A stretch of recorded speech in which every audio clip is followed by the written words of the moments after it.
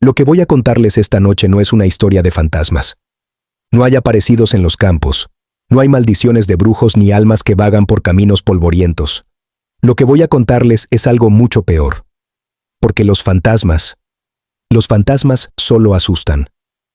Lo que yo descubrí, destruye. Mi nombre es Rodrigo Anaya. Soy periodista. O lo era.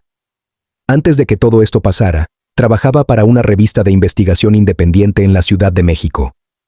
Cubría temas de política internacional, economía, geopolítica. El tipo de artículos que nadie lee hasta que ya es demasiado tarde.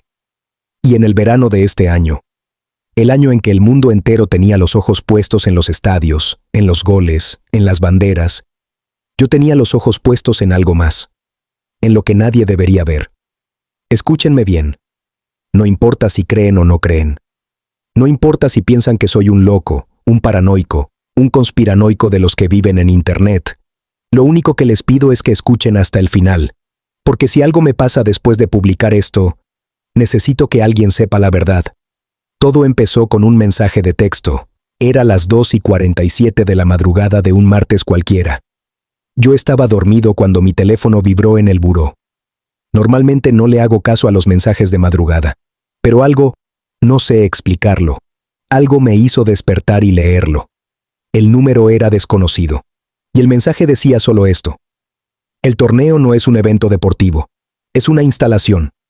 Rodrigo, sé que puedes entender lo que eso significa. Habla conmigo antes de que empiece. Tienes 3 días. Nada más. Sin nombre. Sin contexto. Sin firma. Lo primero que hice fue buscar el número en Internet. Nada. Número desechable. Probablemente de una tarjeta SIM comprada en efectivo. Lo segundo que hice fue preguntarme cómo ese desconocido sabía mi nombre. Mi número personal no está en ningún directorio público. No lo pongo en mis artículos.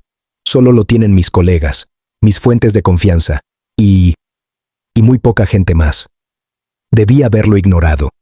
Debí haber bloqueado el número y seguir con mi vida. Pero soy periodista. Y los periodistas no bloquean mensajes como ese. Los investigan. Al día siguiente intenté responder. El número ya no existía. Número fuera de servicio. Como si nunca hubiera estado ahí.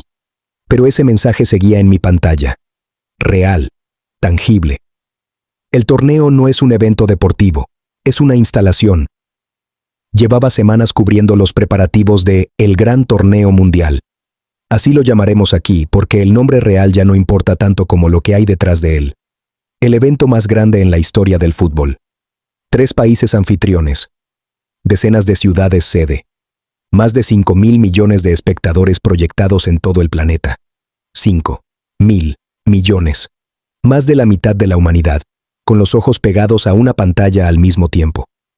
Entonces me senté frente a mi computadora, hice el café más negro que he preparado en mi vida y empecé a buscar. ¿Qué significaba la palabra instalación en ese contexto? En ingeniería, una instalación es el proceso de montar un sistema para que funcione. En tecnología, instalas un programa. Instalas un sistema operativo. ¿Y si el gran torneo era eso? ¿Una instalación? ¿Pero de qué? Al tercer día, cuando ya casi había dejado de pensar en el mensaje, tocaron a la puerta de mi departamento.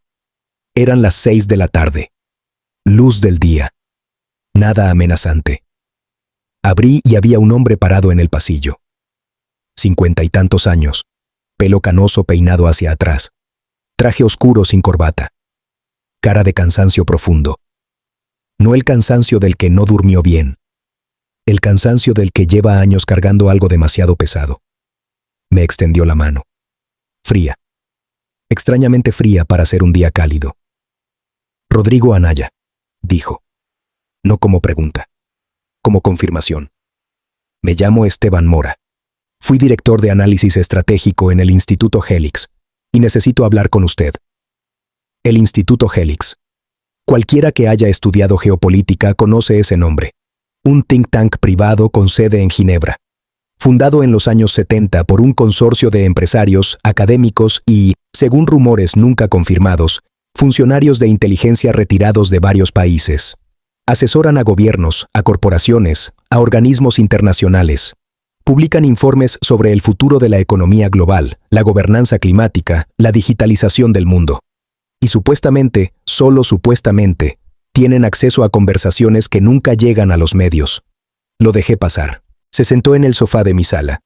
Rechazó el café. Me miró fijo y habló durante 2 horas sin parar.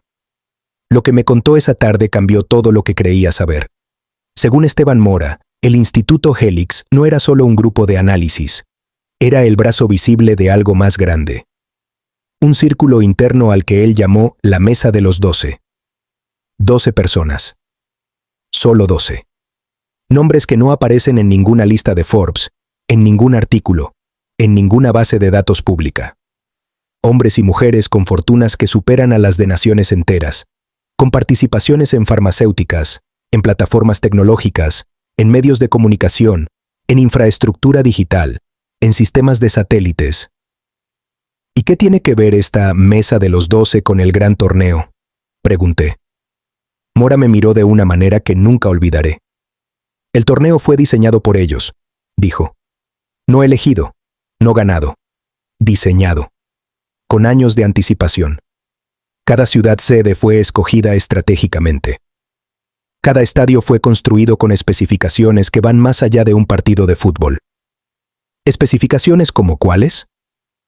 Y entonces Esteban Mora sacó de su saco una carpeta delgada con hojas fotocopiadas y la puso sobre mi mesa de centro. Lo que había en esa carpeta eran fragmentos. Documentos técnicos con logotipos institucionales borroneados. Correos electrónicos con remitentes parcialmente tachados. Y 3 folios con un membrete que solo decía Protocolo Aurora, nivel 7, acceso restringido. Me tomó varios minutos entender lo que estaba leyendo. El protocolo Aurora era, aparentemente, un plan de implementación en fases. Y el gran torneo mundial era la fase 3. Fase 1. La aceleración de la adopción digital post-pandemia.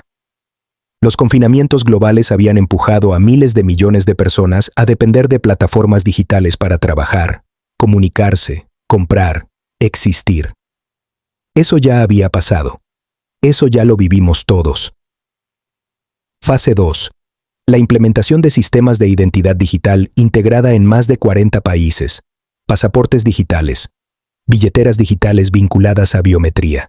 Perfiles de salud vinculados a documentos de identidad. Eso también estaba en marcha. Lo habíamos visto, lo habíamos normalizado. Fase 3. La gran sincronización. Ese era el nombre que le daban en los documentos. La gran sincronización, y el gran torneo era el mecanismo de entrega. Según el protocolo Aurora, y aquí voy lento porque esto es lo más importante que voy a decir en todo el relato, el evento deportivo no era el objetivo. Era el pretexto. Durante las semanas que dura el torneo, 5.000 millones de personas estarían simultáneamente conectadas a plataformas digitales, viendo los partidos en streaming, usando aplicaciones oficiales del evento para acceder a estadios, para comprar, para apostar, usando redes sociales para reaccionar en tiempo real, 5.000 millones de usuarios activos, todos conectados, todos registrando datos, todos con sus dispositivos encendidos. ¿Y qué se puede hacer con 5.000 millones de dispositivos encendidos al mismo tiempo?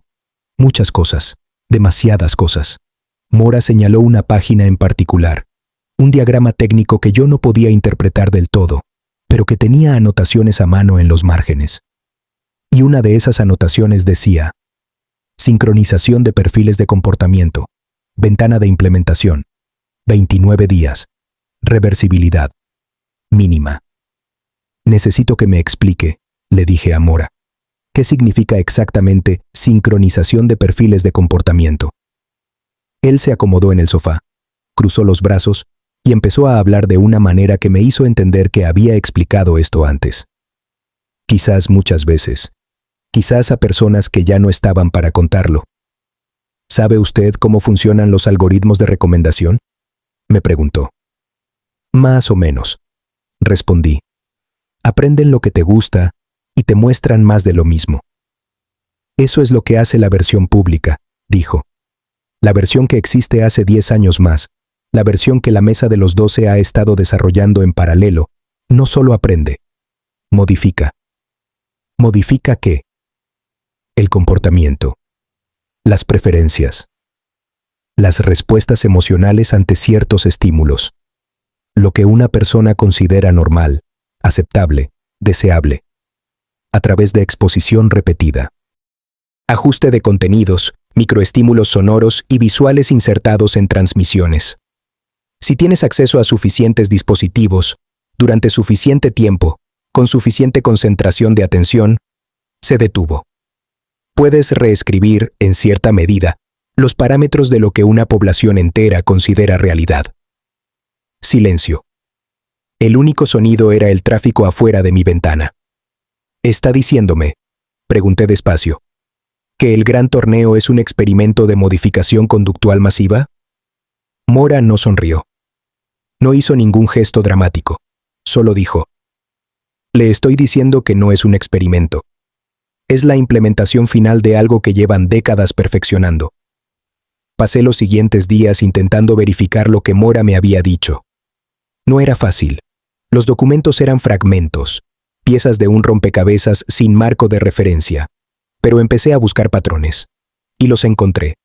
Las aplicaciones oficiales del torneo, las que se descargaban para acceder a los estadios, para ver los partidos en transmisión oficial, para participar en los concursos vinculados al evento, habían sido desarrolladas por un consorcio tecnológico llamado Novasphere Digital, una empresa joven, fundada apenas 4 años antes, con sede en Luxemburgo. Empecé a rastrear a sus fundadores. 3 de ellos habían trabajado previamente en proyectos de defensa y seguridad nacional en Europa. 2 tenían vínculos documentados con fondos de inversión que también financiaban varios proyectos del Instituto Helix. El círculo se cerraba. ¿Y las aplicaciones? Dios mío. Las aplicaciones. Al revisar los permisos que solicitaban para funcionar, permisos que millones de personas habían aceptado sin leer como siempre, la lista era inquietante. Acceso al micrófono. Acceso a la cámara. Acceso a la ubicación en tiempo real. Acceso a los contactos. Acceso al historial de navegación. Y esto me hizo quedarme frío. Acceso a sensores de frecuencia de audio del dispositivo. Los sensores de frecuencia de audio. ¿Para qué necesita una aplicación de fútbol acceso a los sensores de frecuencia de audio de tu teléfono? Busqué. Leí todo lo que pude encontrar sobre manipulación conductual a través de frecuencias de audio. Y hay literatura. Hay investigaciones académicas publicadas. Hay trabajos sobre frecuencias infrasónicas, sonidos por debajo del umbral consciente de la audición humana, y sus efectos sobre el estado emocional, la ansiedad, la sensación de presencia, incluso la percepción de amenaza. Hay estudios de los años 80 y 90 sobre experimentos de la CIA, desclasificados, públicos, verificables, sobre manipulación de estados mentales a través de audio. Hay patentes tecnológicas, registradas, accesibles en bases de datos públicas, de empresas vinculadas a proyectos de defensa, que describen sistemas de emisión de señales a través de altavoces de dispositivos móviles. No era ciencia ficción, era ciencia, con nombres, fechas y números de registro. Y entonces pensé, ¿qué pasa si en cada transmisión oficial del torneo, en cada partido, embebido en el audio de la narración, de los cánticos, de los efectos de sonido del estadio, había frecuencias que nadie podía escuchar conscientemente? ¿Qué pasa si cada vez que un aficionado veía un partido con el volumen normal de su televisión o su teléfono, estaba recibiendo algo más que el partido? 5.000 millones de personas. 29 días. Mínima reversibilidad. Llamé a Mora. Seguíamos en contacto por un canal encriptado que él me había instalado en el teléfono el día de su visita. Le pregunté directamente, ¿las frecuencias? ¿Es parte del protocolo?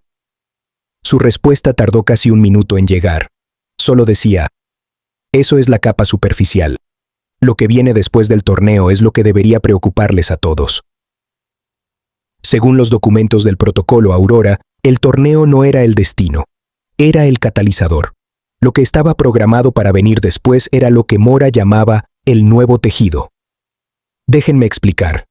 Cuando el torneo terminara, cuando los estadios se vaciaran y las banderas se guardaran en los cajones, Habría 3 cambios estructurales que se anunciarían como respuestas a necesidades detectadas durante el evento. Cambios que ya estaban redactados, que ya tenían calendarios de implementación. El primero, la tarjeta de acceso global. Bajo el pretexto de que el torneo había demostrado la necesidad de un sistema de identidad digital unificado para eventos internacionales, varios países signatarios de un acuerdo previo, un acuerdo firmado en silencio sin cobertura mediática significativa, comenzarían a implementar lo que llamarían un pasaporte de bienestar digital. Una tarjeta, o más bien un perfil digital vinculado a tu identidad, que integraba tu historial de viajes, tu historial de salud, tu historial financiero y, esto es lo que hace que se me revuelva el estómago, tu puntuación de comportamiento ciudadano. Como en ciertos países que ya lo tienen, solo que expandido, globalizado. El segundo cambio, la reforma del dinero. El torneo había acelerado el uso de pagos digitales en todos los países sede. Miles de comercios que antes operaban en efectivo habían adoptado sistemas de pago digital para atender a los turistas del evento. El siguiente paso, según el protocolo, era aprovechar ese momentum para empujar hacia la eliminación progresiva del efectivo en esas economías, sin anunciarlo como eliminación, anunciándolo como modernización, como comodidad, como seguridad. Sin efectivo, cada transacción deja rastro. Cada compra es un dato. Cada dato es un punto en tu perfil. Y los perfiles los controla quien controla la infraestructura. ¿Y quién controla la infraestructura digital global? Exacto. El tercer cambio era el más difícil de creer, incluso para mí, después de todo lo que ya había procesado. Mora lo llamaba la reconfiguración del consenso. La idea era esta.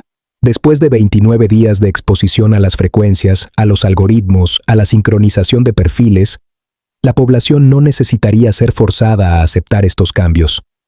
Los aceptaría. No porque los hubieran aprobado en un referéndum, no porque los hubieran discutido en un debate, sino porque su umbral de lo que consideraban normal habría sido ajustado. Lo que hace 6 meses les habría parecido inaceptable, después del torneo les parecería razonable, necesario, inevitable, como cuando te acostumbras lentamente a una temperatura. No notas el cambio porque fue gradual. Solo notas que ya no tienes frío. Seguí investigando. Busqué los acuerdos internacionales que Mora mencionaba. Y los encontré. No con ese nombre, no con el membrete del protocolo Aurora, pero los encontré disfrazados en el lenguaje técnico de tratados de cooperación económica digital. Firmados. Ratificados. En vigor. Encontré registros de contratos de infraestructura tecnológica en los estadios sede que incluían especificaciones de audio que iban más allá de lo que cualquier sistema de sonido deportivo necesitaría. Encontré foros de ingeniería acústica, foros especializados, con poco tráfico, con conversaciones entre profesionales, donde algunos usuarios habían preguntado sobre esas especificaciones y habían recibido respuestas vagas o ninguna respuesta. Encontré 3 periodistas en 3 países diferentes que habían empezado a investigar líneas similares en los últimos 18 meses. Uno había tenido un accidente de tráfico severo y estaba fuera de circulación. Otro había publicado un artículo parcial que fue desmentido agresivamente y retirado de circulación por imprecisiones. El tercero simplemente había dejado de publicar. Su cuenta de redes sociales estaba activa pero sin actividad.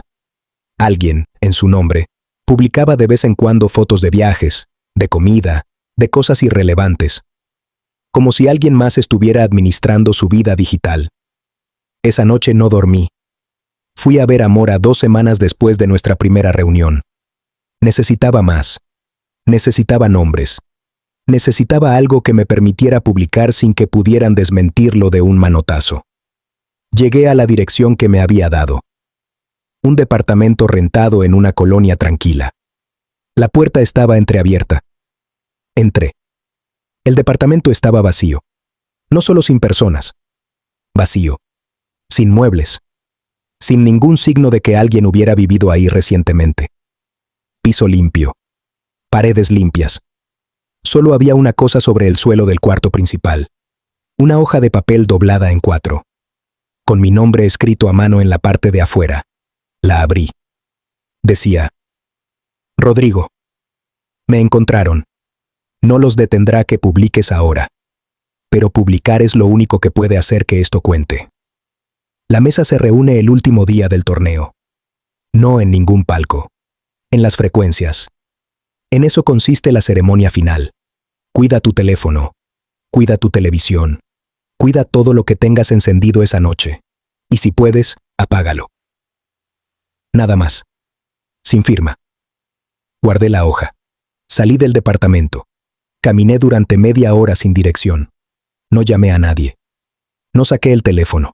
Por primera vez en años, me alegré de no tener hijos. La noche de la final del torneo, hice lo que Mora me había dicho. Apagué el teléfono. Apagué la televisión. Apagué todo lo que tenía conexión a internet o salida de audio. Me quedé en mi departamento, a oscuras, escuchando el silencio.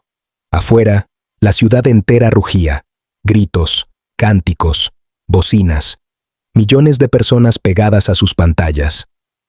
Yo era probablemente una de las pocas personas en este país que no estaba viendo la final.